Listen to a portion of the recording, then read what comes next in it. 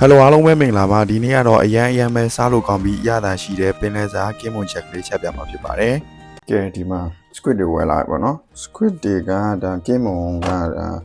pressure တော့နည်းနည်းအကောင်ကြီးရပေါ့နော်ဒီဟာကိုသမင်းအိတ်ကလေးနဲ့ပါအောင်ချက်စားမှာ။ဟုတ်တယ်နည်းနည်းအကောင်ကြီးတယ်။ဒီတန်လေးကိုတော့ထုတ်အောင်။ဒါလေးကနော်ဒီတန်လေးကိုထုတ်မယ်။သမင်းအိတ်ဖောက်ချက်ဖို့ဆိုရင်ဒီမျက်လုံးပေါ့နော်ဒီကမျက်လုံးနဲ့အောင်။ဒီလိုက်ပါနော်။ဒါမှတော့သမင်းအိတ်ထွက်လာပေါ့နော်။ဒီမဲကိုစားကြလို့ပေါ့နော်။ဒါကောင်ဖောက်ချက်။နော်ခွာမစားနေတယ်လို့တော့ခွာမစားနဲ့ပေါ့သေးရင်တော့တချို့ကခွာမစားအောင်ဒါနဲ့လေးကြီးကိုခွာလိုက်တော့နော်ကဲကင်းမုံလေးကန်ပြီးသွားပြီဆိုရင်တော့စားချက်ပါတော့မယ်စီးထဲပါမယ်စနှုံးမုံလေးနှိမ့်ငယ်ထဲပါမယ်ဒါတော့ချက်သွန်ဖြူချင်းလှီးထားတာကိုထည့်ပြီးတော့စီတက်ပေးပါမယ်ကွက်စာတို့စီတက်တဲ့အနံလေးမှုေးပြီးတော့ချက်သွန်လေးပြောတဲ့အထိစီတက်ပေးရပါမယ်စီတက်ထားတာချက်သွန်လေးပြောတဲ့လောက်ဖြစ်သွားပြီဆိုရင်တော့အစင်သင့်ပြင်ထားတဲ့ဒါကင်းမုံလေးတွေထည့်ရောပါမယ်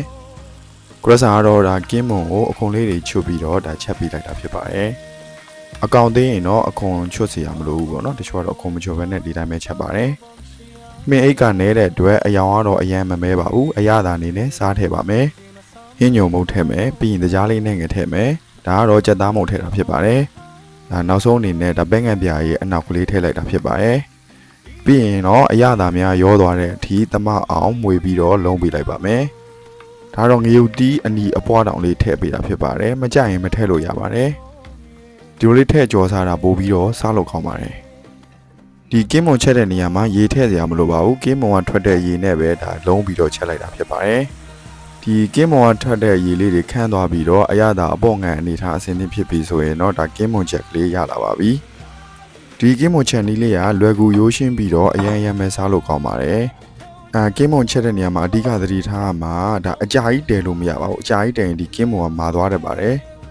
ကွဲစားရဘလော်လေးကိုကြည့်ရှုပြီးတော့ဒီကင်းမုံချက်ကလေးလိုက်လို့စားနိုင်မယ်လို့မျှော်လင့်ပါတယ်ခင်ဗျာအဆုံးထိကြည့်ရှုပေးလို့အများကြီးကျေးဇူးတင်ပါတယ်